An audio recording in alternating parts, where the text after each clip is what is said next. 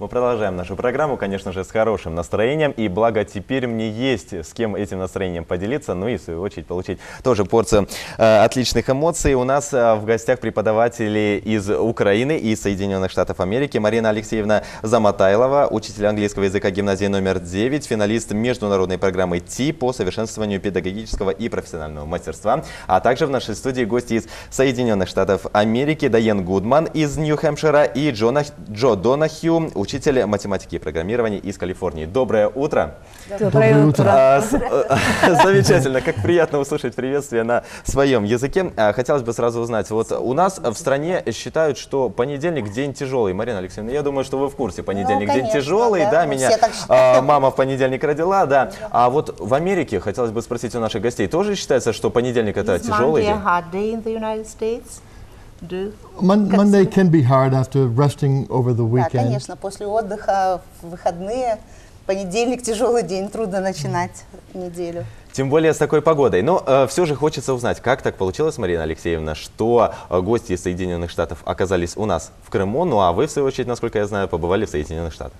Да, вот так получилось. Я очень счастлива, что мне удалось побывать в Соединенных Штатах. В 2010 году директор нашей гимназии номер 9 Татьяна Валерьевна Коваль привезла анкету из Киева и посоветовала учителям английского языка поучаствовать в конкурсе, который назывался TEA – Teaching Excellence and Achievement. Это конкурс по повышению педагогического мастерства для учителей средних школ мира, можно сказать, потому что в этом конкурсе участвовали учителя из Юго-Восточной Азии, из Африки, Восточная Европа, Южная Америка. То есть в моей группе, например, было более 20 стран мира представлены учителями средних школ, учителя английского языка, математики. И вот я подумала, почему нет, почему бы не поучаствовать. И все-таки решились, да? Я решилась поучаствовать, заполнила анкету. И меня пригласили в Киев на полуфинал. Я прошла в полуфинал. Там я сдала экзамен TOEFL на знание английского языка и интервью в американском посольстве. И в сентябре, октябре и ноябре 2011 года я пребывала в Соединенных Штатах Америки на стажировке, 7-недельная стажировка в университетах и в школах США. А хотелось бы узнать вот у наших гостей, как сложилась ситуация, что они оказались вот в Украине. How did you occur here in Ukraine? Did you participate in any competitions like me? Yes, it was a competition where we had to write essays. Извините. Да, это было соревнование между учителями английского языка США, и нужно было написать сочинение, эссе. And there was about over 300 applicants, and I believe 87 were chosen. Было более 300 заявок подано, а выбрано 84. Did they go to different countries of the world? I believe there were 6 different countries: Ukraine, India, Brazil, Morocco, Ghana, and Indonesia. В эти страны поехали учителя Соединенных Штатов Америки. Ну, по существу, я, став финалистом этой программы TEA, имею право принимать у себя в своей школе учителей из Америки, которые выиграют, в свою очередь, программу национальную в США.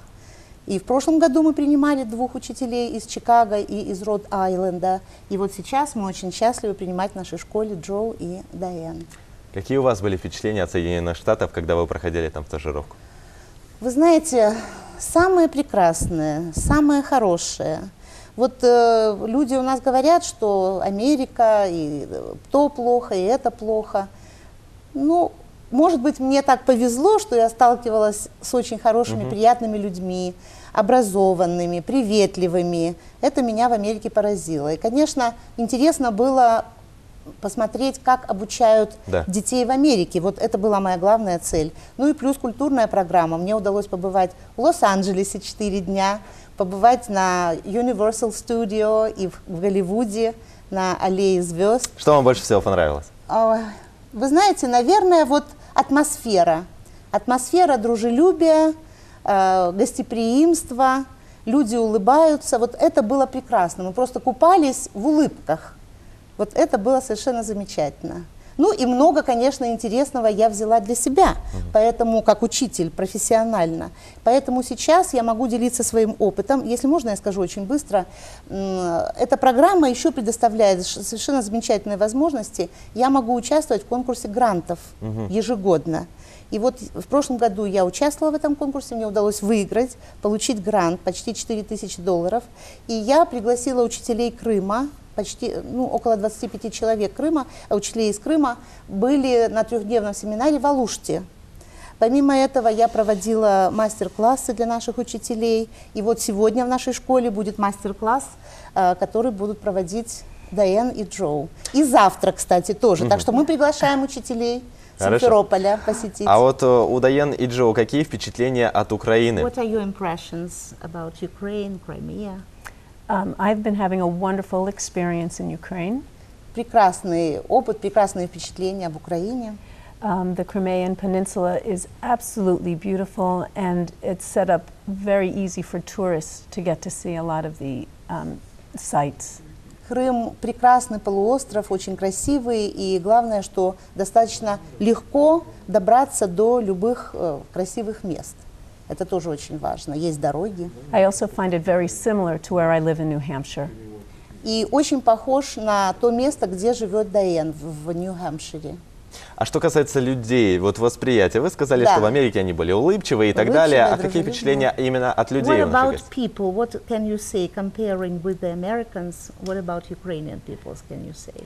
I find that the People. Ukrainian people are very intrigued by having American teachers come over to Crimea Peninsula.